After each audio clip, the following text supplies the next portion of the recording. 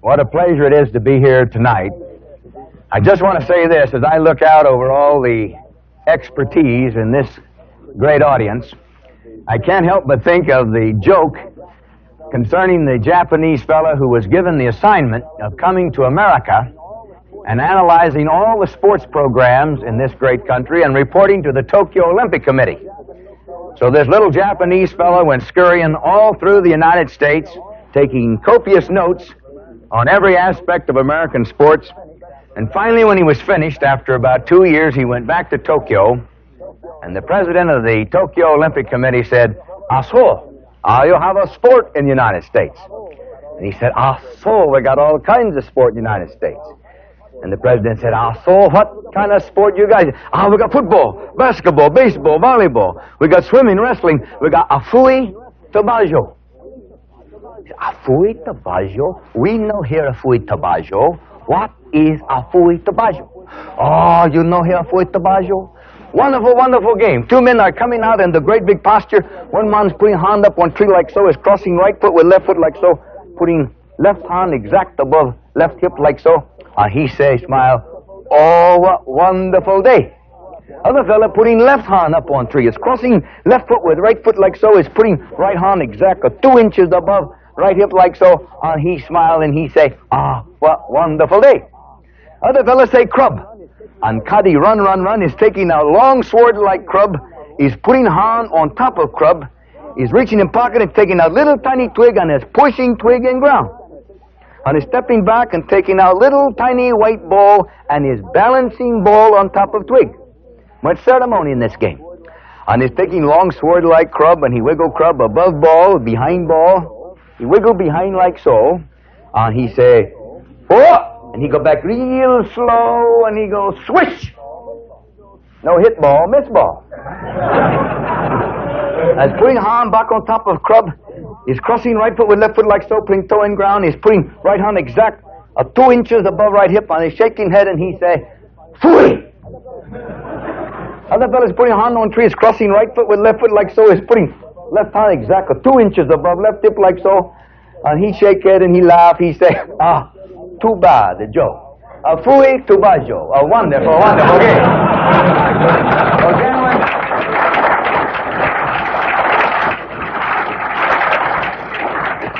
if I tried to sound like an expert in electricity or in the multifarious areas that you fellas are experts in here, I'd probably sound like that Japanese describing golf. And you'd go away from here saying, fui to bad Bob. You missed that. But I want to talk about sports. I want to talk the language of sports because it's the language of motivation. I believe what it takes to achieve in the world of sport is exactly what it takes in selling, in competition, in business. It's what it takes to achieve in science or any other realm. I want to talk the language of world's records, of going for the highest and the best there is. And to do so, I want to borrow a little bit from the French language. Now, I suppose there are men here and ladies here who know the French language better than I do. I love it because it says so much with just a couple of words, or maybe 3 words. Take a term like élan vital, the vital spirit of life. How many books could you write on that one? Take a term like raison d'être, the reason for being. I studied philosophy in college, and I don't know how many books have been written on the reason for being. Now, most of us know the French word l'amour toujours, and we say tonight for sure. But anyway, they've got words that just stick in your mind. Perhaps one we all know is esprit du corps, the spirit of the group. But I'd like to talk about that one, but one even more important than that one in terms of individual accomplishment is the French concept idea fixe. Idea fixe. The French maintain that every great man that's ever lived has had a great concept or goal in his brain as to what he wants to become. And the French maintain that no man is great until he does get a clearly focused, fixed idea as to what he wants to be. I've watched this thing in sport. I've seen men make up their minds what they're going to do, and I've seen them do it. Pick out, for example, the most impossible goal that you can think of in Olympic history. Wouldn't you say that winning 7 gold medals is probably as impossible a goal as a man could ever pick out? Would you believe me if I told you that Mark Spitz, at age 12, said he was going to win 8 world's records, or rather put 8 world's records behind his name?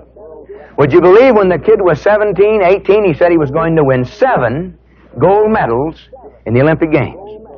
Just prior to the Mexico City Olympics, he made his statement public and had a rather disastrous Olympics. He only won 2 gold medals. Now, isn't that terrible to come home with only 2 gold medals? But anyway, to give you an idea of how these men set goals and the fixed concept that drives them through the years, Mark Spitz hit the water again after the Mexico City Olympics. Working on the strokes, day after day, 3 times a day, 6 hours a day, in Munich, Germany, he entered 7 races. He broke 7 Olympic records. He broke 7 world's records. He won 7 gold medals. Representing President Nixon, believe me, is the very best way to go to the Olympic Games. I had the privilege of watching every one of those gold medals that Mark Spitz won. This is like batting 800 in the Major League Baseball thing for about 10 years. It's the most impossible goal that a man could pick out, and yet Spitz did it. He called it 5 to 7 years before he actually did it. In Iowa, there's perhaps the greatest wrestler that this country has ever produced. A boy by the name of Dan Gable. 7 years ago, Dan Gable said, "I'm going to win an Olympic gold medal in freestyle wrestling." Now, if any of you know anything about wrestling, you know that it's probably one of the toughest sports in the world to win a gold medal in. In Iran and Russia, they wrestle 8, 10 hours a day. It's a great honor to win the gold medal.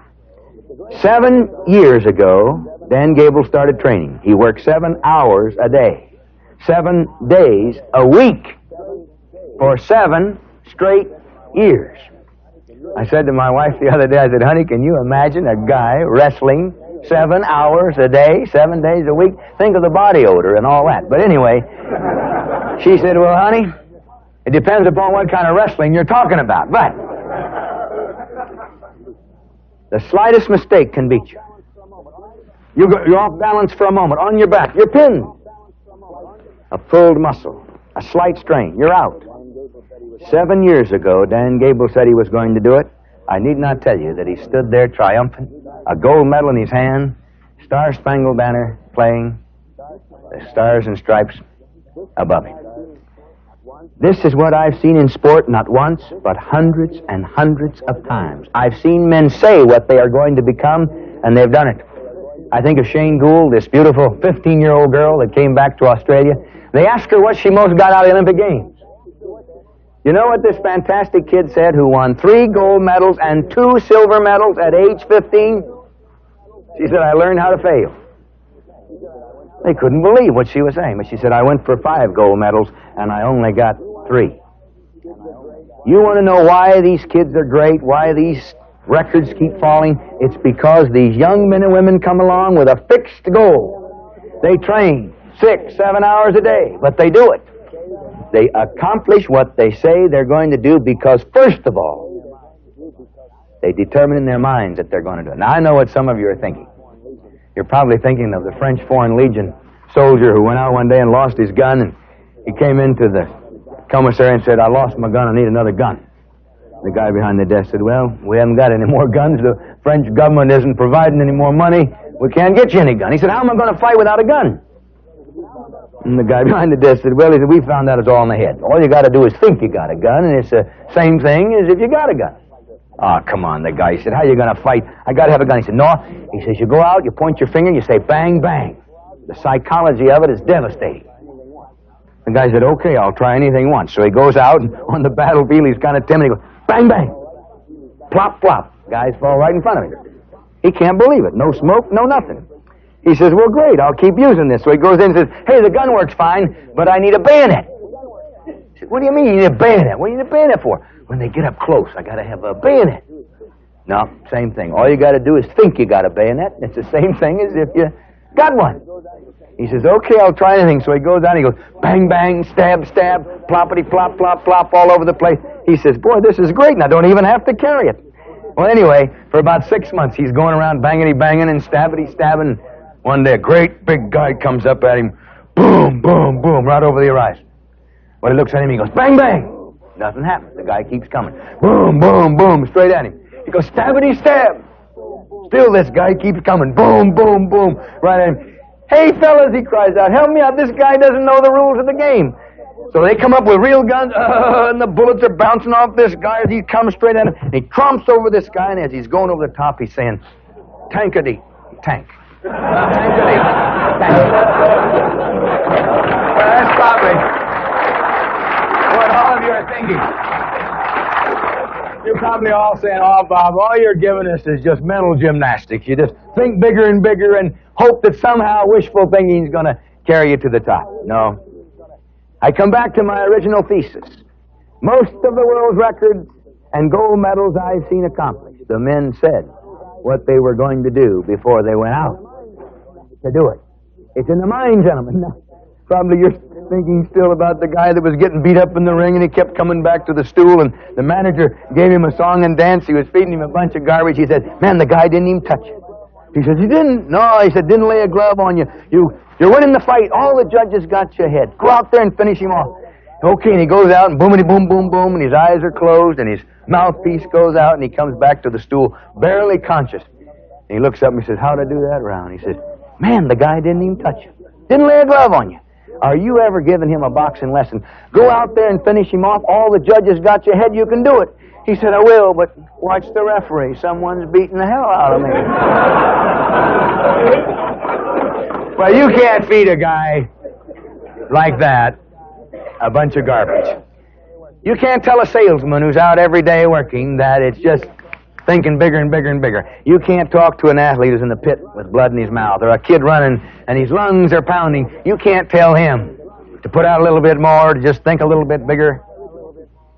But I come back to my original thesis, gentlemen.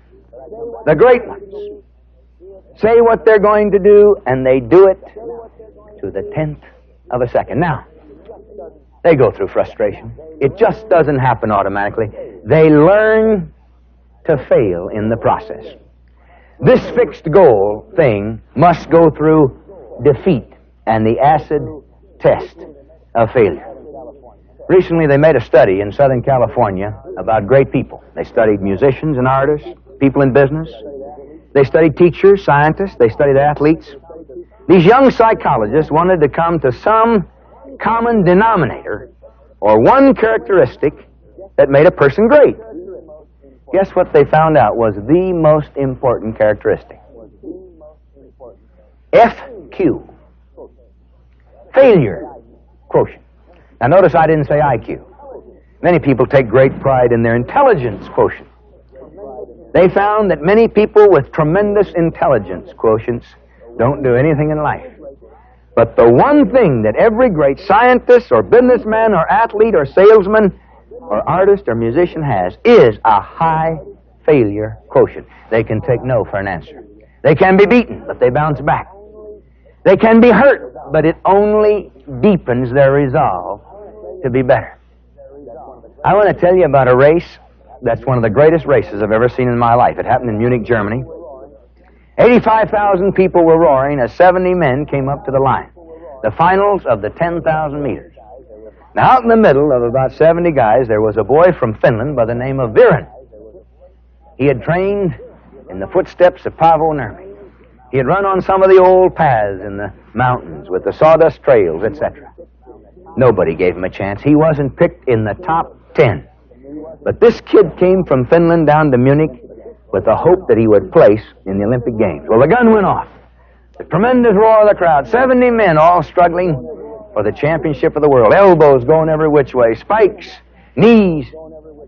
2.5 laps had gone by when all of a sudden men started hitting guys from all directions. Viren's right foot was stepped on. He came forward, hit his left foot, fell down, went into Gammoudi. Gammoudi was knocked unconscious. Viren sprawled out in the middle of the field, 10 yards off the track, semi-conscious. Jumped up. His dream was shattered. 10 years of training. But instinctively, he rushed back on the track and started running 50 yards behind. Well, the crowd watched this kid. They gave him encouragement. To make a long story short, he not only caught the other runners, he not only broke the Olympic record, the guy set a new world record, and he had fallen down. I said to my wife, I said, honey, can you imagine what we've just seen? This guy fell down in a race and got up to break the world's record. When all of a sudden, in a tremendous rush of consciousness, it hit me like a ton of bricks. Now, maybe you don't think like I do. I think the reason that boy won that race is because he did fall down. I have a feeling that if he hadn't have been knocked down, he wouldn't have placed.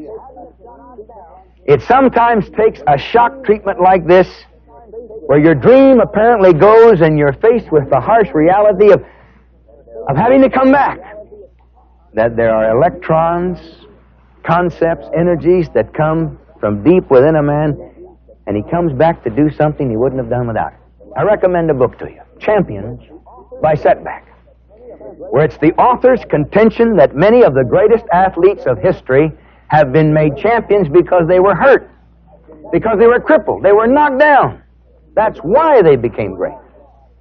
Take a Charlie Boswell, eyes blown out of his head, World War II. Took up golf, totally blind. Started swinging at a golf ball he couldn't see, putting to a rattle. On a championship course in Birmingham, Alabama, Charlie Boswell shot 36 for 9 holes. I go out there and I look at a golf course, I can see everything there is on the whole course. And that's where I am, all over the whole course. Now you stretch your imagination and imagine the sixth sense or the kinetic something that it takes for a blind man to shoot par. I think it's the greatest athletic achievement of all time. But you get my point? They come back. They don't quit when they're beaten. Many of these guys find an inner resolve, a new spirit. It's no more dramatically illustrated than in the story of Mickey King, a beautiful young girl. She's on the board, 28 years of age. She makes her approach. Her knee comes up. She hits the end of the board, starts up. Can you imagine what she was thinking at this moment? 4 years prior to this very moment in Munich, at Mexico City, she had a sure gold medal in her hand. She was way ahead of everyone else. Her best dive coming up, her last one. Hours and hours of work coming to fruition. She was going to be the champion of the world. Well, she had gone up, made her turn. It was a double twisting, 1.5 forward somersault dive. As she made her twist, she came under the bouncing board, and the bouncing board broke her arm like that. In a split second. She didn't even know it. She went on twisting, came out of the dive, nailed it.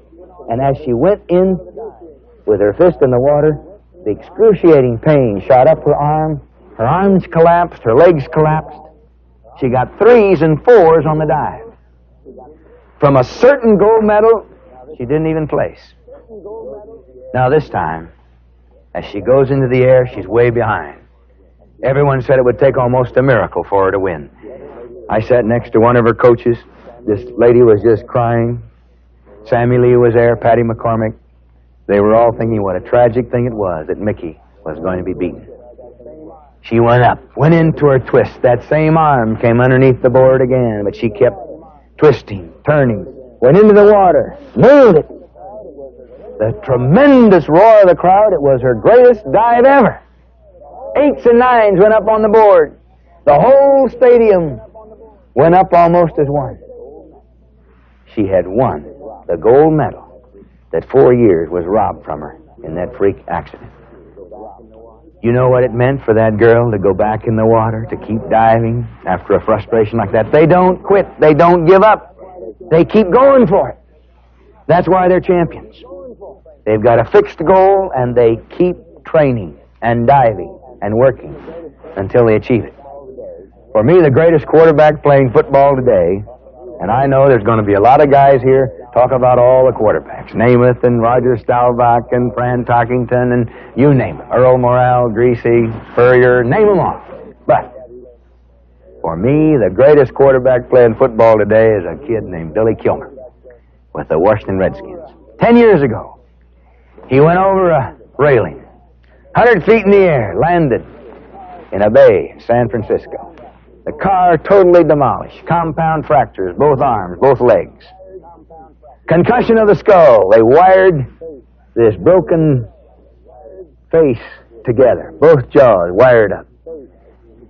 His body was mutilated. When the San Francisco 49er organization, some of the guys came in to see him, they couldn't believe their eyes. He couldn't even see out of his eyes. And yet through wired jaws, he said, I'm going to come back and I'm going to play football again. Well, they thought it'd be a miracle if the guy even lived. They were considering amputating an arm or a leg. He was so beaten up. Well, you know the story, Billy Kilmer.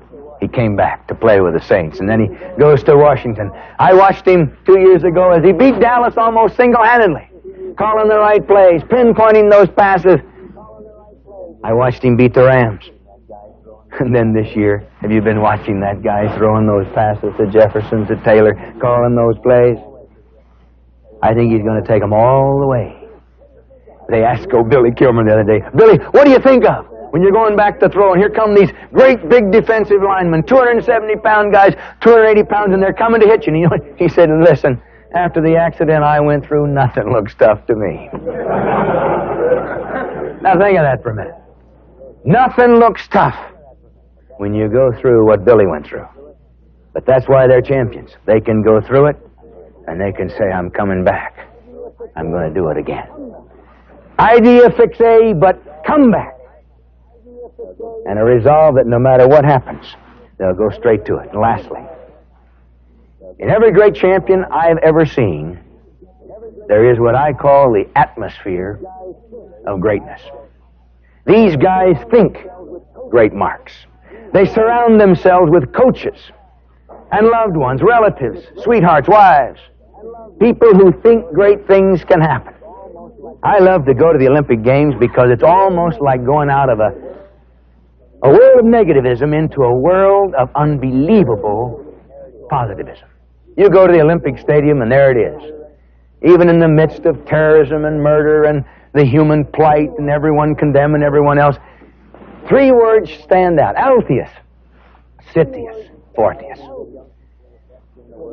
The thousands of young people, the best in the world, come to this one stadium.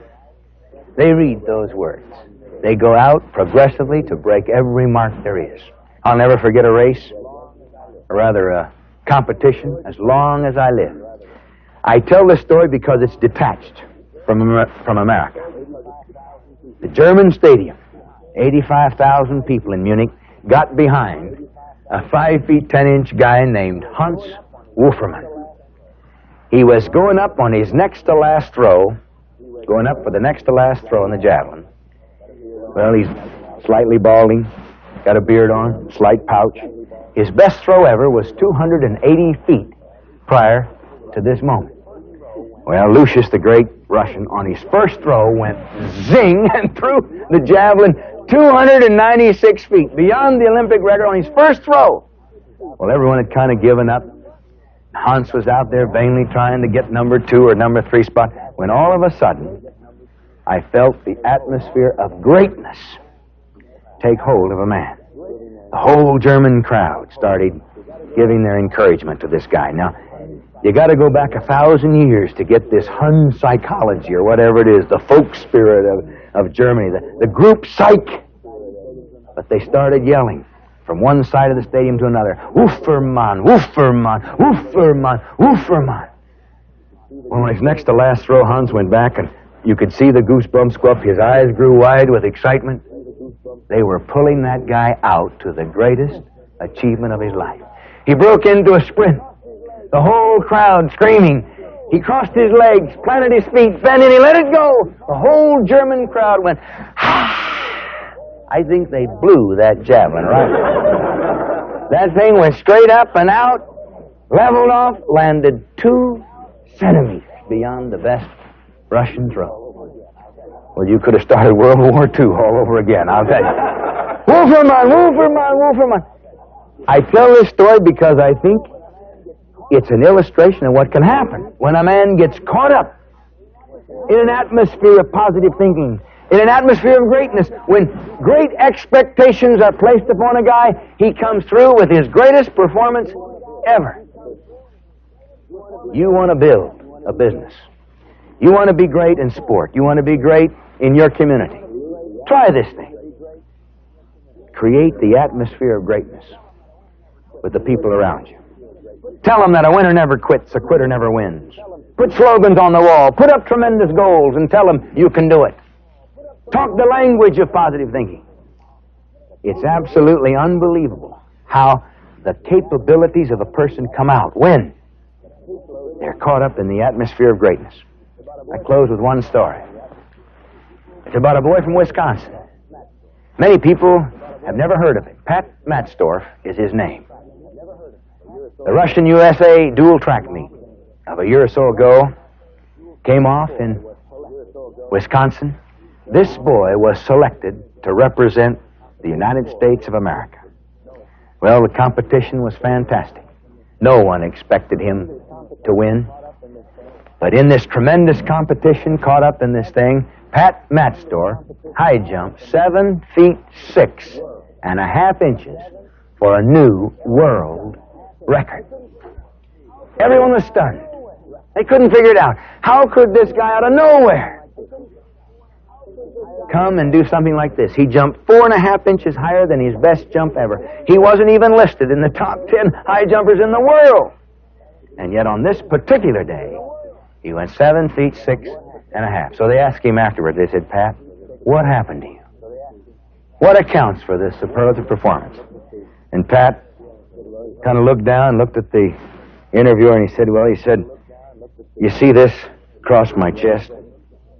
The guy looked down, he couldn't figure what he meant. He said, "I've never represented anything this big before in my life. USA." The atmosphere of greatness. Create tremendous challenges for your people. Expect them to rise to the great moment. It's unbelievable how people will respond. You know what Mark Spitz's dad said to him all his life? God loves a winner. He said, winning isn't everything in life, or rather swimming isn't everything in life, but winning is. Now, we sometimes think that's a distortion. But I want you to think with me a minute. Now, God loves losers, too. He loves everybody. But I think God programs a man for victory. You and I are a microcosm of the macrocosm. There is flowing in every person here tonight the infinite power of the universe, the mind of the universe, the will of the universe, the emotion of the universe. Think like a winner. And the power of 55 billion universes. The power that hurled them out into space and time in which man will one day visit. That power is in you and me. He has programmed you for victory. Don't think failure. Go out to win in this great thing called life. Thank you very much.